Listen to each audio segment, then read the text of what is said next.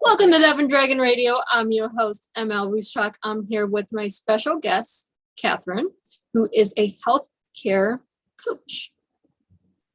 Or health coach, let's put it that way. Yes. So what led you into coaching? I love this question. Thank you so much for having me on your show. I'm really happy to be here. So I was trained in the medical field for as long as I was little. You know, my grandfather was a doctor, and there was dreams of being a doctor. And I was a nurse practitioner, and I felt like I had so much more that I could bring to my patients. That to me, health was much more than the absence of disease. It was actually, thriving both physically and emotionally, and in your relationships and your spirituality and your career. But in the medical system that I was practicing, I felt like the structure itself was restricting me from bringing everything that I wanted to bring to my patients. So one thing led to the other. It was a lot of it being in conversation with what I call my committee above, the universe, of thinking like, oh, I want to be able to help in such a bigger capacity. Please show me what that will look like. And it was kind of one thing led to the next, and boom, health coaching course, boom, started my own business. Oh my gosh, life coaching, and everything started to kind of plug into that and make so much sense. It's amazing when you start with one little thing that you do, and then you go, oh, I can branch off here. I can branch off here. And then you have this big thing that you have a branch. If you look on it on paper, I mean, for us to do what we do, it doesn't feel like us a lot.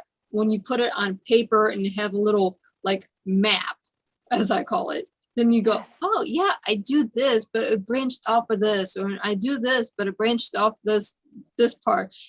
And it comes together because life coaching is a part of medicine. We just don't practice it too much here in America.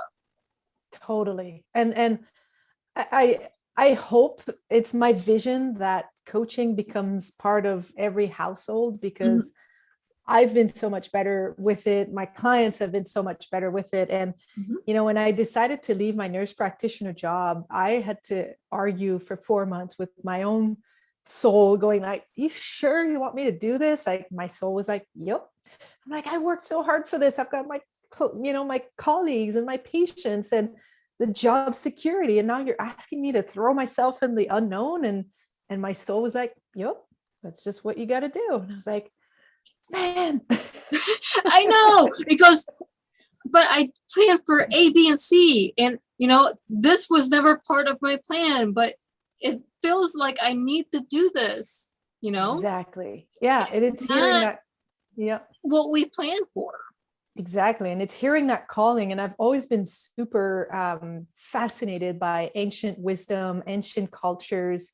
And on my own kind of coaching business journey, I was sick with Lyme disease. And I found that out when I was still a nurse practitioner. And I had to research outside of the boundaries of medicine, because the answers are not currently, for chronic Lyme disease, they're not in medicine.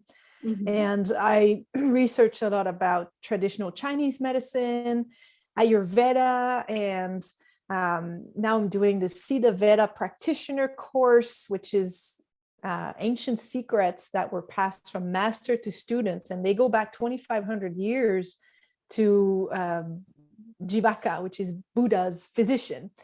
And I've started to do intuitive healing consulting, because, reading people's energy for such a long time without knowing that I was doing it.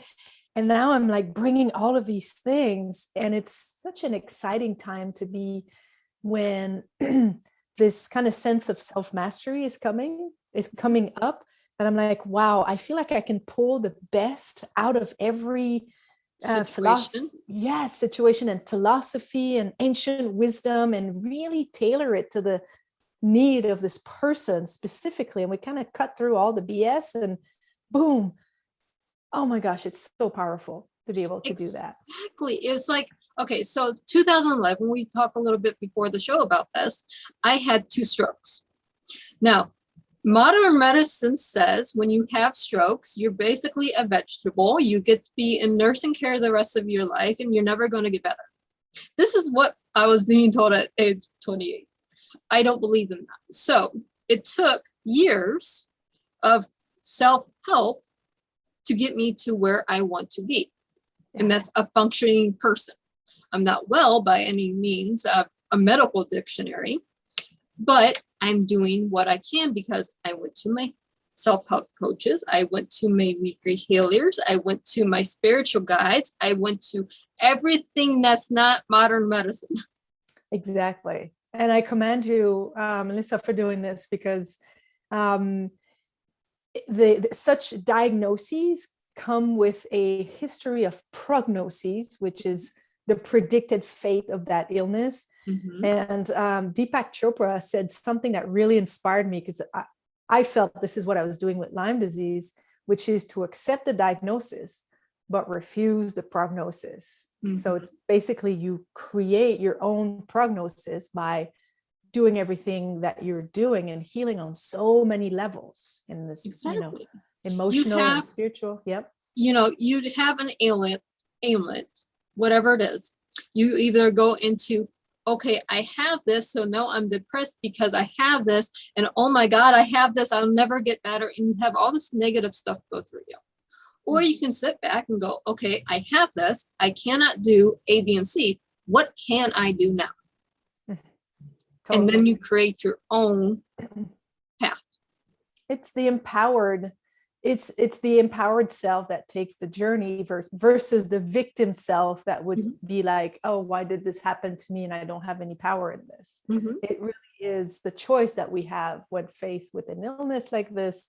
It's, do I empower myself and take my health into my hands, literally like the reins of a horse, or do I sit back and feel, like it's not fair and I'm a victim of their circumstances? And I feel like in life, we constantly have that choice in front of us, whether it's a situation with a family member or a partner, or we can always choose to see it as, how is this happening for me versus to me, taking the seat of the victim. So, yeah. I mean, I'm currently writing a book on that very subject. It's getting from the victim mentality to a survivor mentality. Oh, nice. So it won't be out anytime soon, but at the same time, I'm just getting my thoughts down, because as a life coach, I mentor people and I say the same thing every day. You probably, as in your own practice, when you talk to clients, hear yourself repeating, didn't I just say this conversation to another client? Yes, totally. But where it's universal. Yeah, and it gives tribute to how human beings we are bound to repeat patterns until we wake up and decide to change the pattern. Right. So that's why so many things are being repeated and predictable, because we all want to be happy. We all want to be healthy with vitality and things like that. But what are the obstacles that are getting in the way of that? And this is where coaching is so amazing, to not only go beyond the obstacle, but completely transform your thoughts and your beliefs about what is it that's stopping you. It's like you're getting from the tree to backing up and seeing the whole forest, and even changing perspective on how you can cross that forest and make it enjoyable.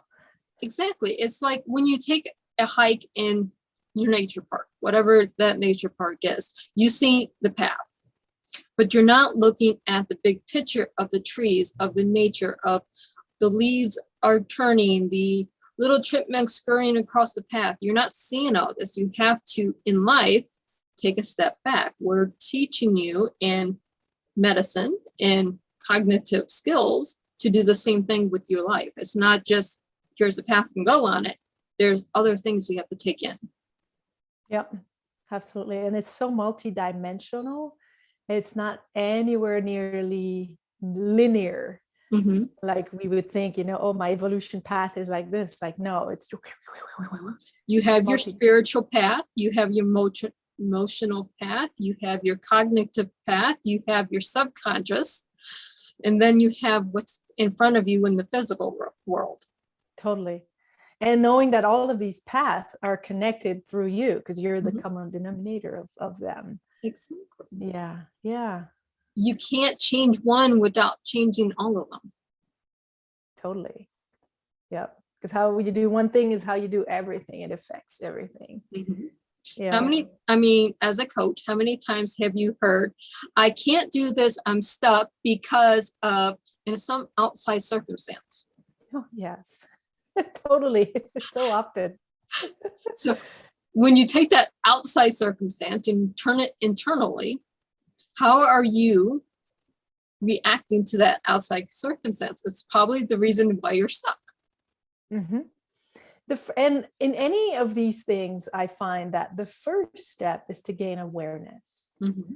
right? So when we stop being in reactive,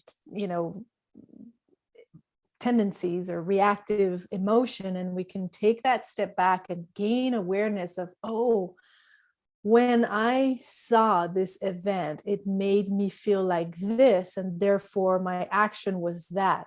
Oh, it makes sense that I couldn't control myself and go in the box of cookies and empty the box of cookies, right? Mm-hmm. So it's slowing down and gaining awareness on our internal processes.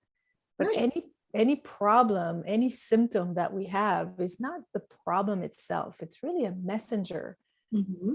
trying to bring to the surface the message that, hey, there's a problem here, and raising the flag, and this is something for you to look at because it's really important.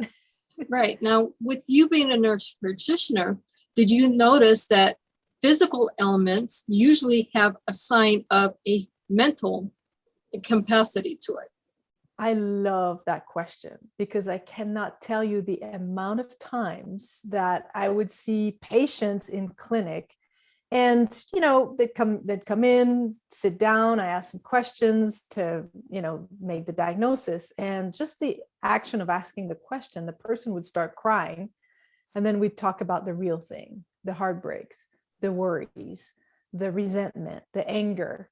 And I was finding, which is why it's interesting to know different modalities, that people were having pain or sickness, or illnesses in the system for which there was an emotion associated. So, for example, in Chinese medicine, we know that anger is located in the liver. And some people chronically angry would get enlarged livers. We didn't know why. We do tests and couldn't find the cause. Worry or anxiety is located in the spleen, and some of them people would have constant chronic infections, and because the spleen is involved in the immune system. Mm-hmm. And we didn't know why. But to actually bring the emotion forward, to name it, to understand it, and to transcend that, I've helped so many of my clients. I mean, in the medical structure, it was more difficult to do that, but in a coaching setting, it's Mm-hmm. easier to not only transcend the emotion, but use it as a powerful lever to bring what the person wants. I have an example of that. When I was working ER and I was at triage, and this lady comes and she's got chest pain, and we always think about it's the heart, Mm-hmm. and I did the EKG and showed it to the doctor, and we saw that it was most likely not an emergent.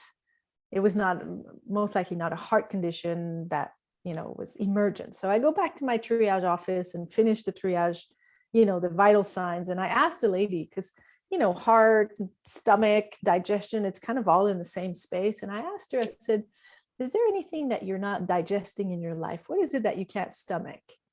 And she starts crying and crying and crying. She says, my mother has Alzheimer's, and for the first time since the onset of the illness, she doesn't recognize me. And I find that so difficult to deal with.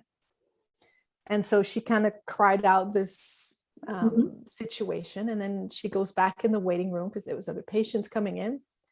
About 10 minutes later, she knocks at my triage door and she says, Catherine, thank you so much. That's what I needed. I have no more chest pain. It completely went away. And I'm just letting you know I'm going to leave so I don't take the space of somebody else. So just so you know, I'm completely fine. And what did we do? We just let the emotion kind of be revealed, and the body was able to relax into it and realign into it. Right. So powerful. We need more coaching in medicine and less prescriptions in medicine. Yes. Oh, I agree. Or that the prescription would be the coaching process. Yes. Let's change this up just a little bit in modern medicine, because if we go back to our ancient teachings, doesn't matter what ancient realm you're in, we talk about what the emotion is. And first we try to fix it emotionally. Then you try to fix it spiritually. And when all else fails, then you get into medicine. I agree. I agree that, for having been a worker in Western medicine, I mean, my role was pretty much like the family doctor prescribing medication. To me, that was always the last resort, prescribing pills.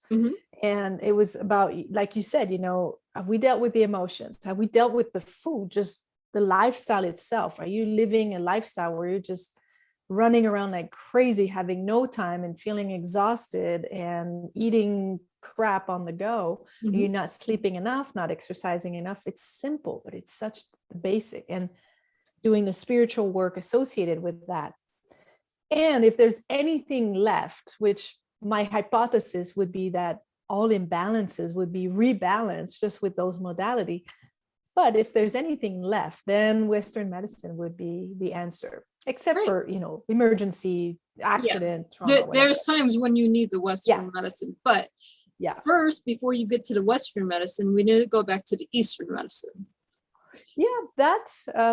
And whatever, and whatever frame of beliefs you have, whatever works for you, as long as it's something that is bringing you back towards yourself, back towards balance. And oftentimes I remember prescribing drugs for conditions that I knew were, one, preventable, and two, reversible with the right conditions. So when I became a health coach and I was still a nurse practitioner, I got to tell you, I was prescribing pills and feeling nauseous because I knew there was so much more for this person, but the structure didn't allow me to bring all. Tell them that, hey, if you go to this resource, you can get better without this $30 pill.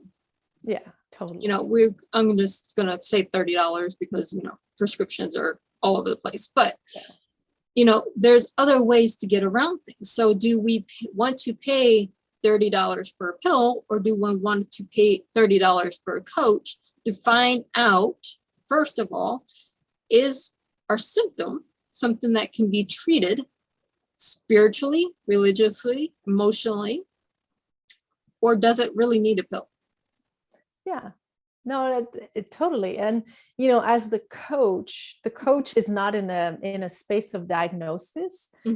But each one of us, since we live 24/7 in our bodies, we are the authority for what our body needs. And I find one of the most important role of the coach is to reconnect the person with their own inner wisdom so that they can, even though they might not have the knowledge of, what's above the kidney or this and that, they can have their own system of guidance, letting them know, okay, I think I need to address this, and I think I need to address that. And that's the beauty of coaching, because it becomes a sustainable thing when the person has the tools to take better care of themselves versus a pill for chronic hypertension that they're going to have to take for their own life, for their whole life. So it's me personally at one time, I was on 22 different prescriptions. And I got to the point, I threw them all away. And I've said this on several things. Don't do this the way I did it. It's not good.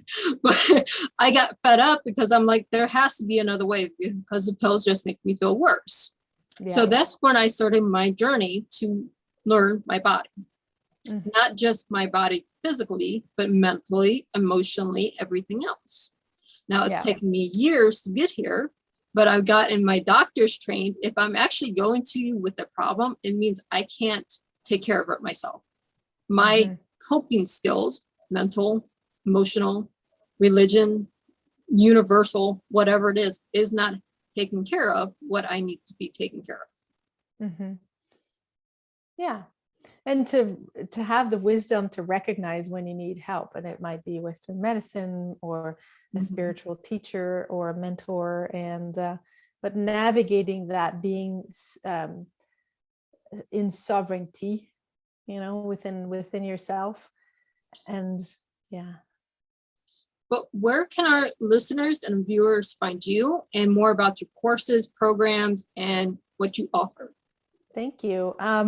Yes, so I've got two major expertise. The first one being working with energy. So I really love helping people who are feeling tired and struck by anxiety to regain that mental clarity, sustain energy, inner peace, so that it can achieve their dreams and live on purpose. So everything is on my website, Catherine Gagnon. So it's my whole name. So Catherine, very French, CATHERNE. Gagnon is GAGNON.ca, Canadian. So, Of course you're Canadian. That makes sense, right? Yep. So that's where people can find more information about the different programs that I offer, whether it's working on health, having more energy, losing weight, or working on relationships, creating harmonious relationships. And in all of that, working on liberating the heavy emotions that are impacting a person's life and outlook on life, a lot of it. So that's the first expertise. The second one is I help people who suffer from Lyme disease recover their health and their life without losing their time or money. And that's on my website, www.missionlyme.com. So there's 2 S at mission. And I've recovered myself from Lyme and built a protocol of natural plants, natural supplements, all backed up by science. It's rare that you have herbals and natural supplements that are backed up by science. They've been studied almost like a pharmaceutical molecule. And this is everything that I've taken and that my clients are taking. So I combine that with neuroscience-based coaching and liberating the different emotions that are keeping the healing pathway from happening effortlessly. So we combine these two, and that's the shortcut to health. So awesome. Yeah. You're helping a lot of people that way. I mean, I'm not sure on the numbers of how many people suffer from Lyme disease and not even know they have Lyme disease. I mean, the test for it, I think, is 50-50 false negative or 50-50 false positive. So yeah, the tests are not very reliable, and a lot of people don't know it's Lyme or chronic Lyme. And there are a lot of medical hypotheses now that are saying that fibromyalgia, even though it's now a recognized diagnosis, the cause of it, the etiology of it is not yet recognized. So there's a lot of hypotheses that are saying fibromyalgia is untreated Lyme disease. Same thing with chronic fatigue syndrome. So a lot of people, when they start treating it like Lyme, see a major improvement in their symptoms. A great place to start is a questionnaire that is made from Dr. Horowitz, HOROWITZ.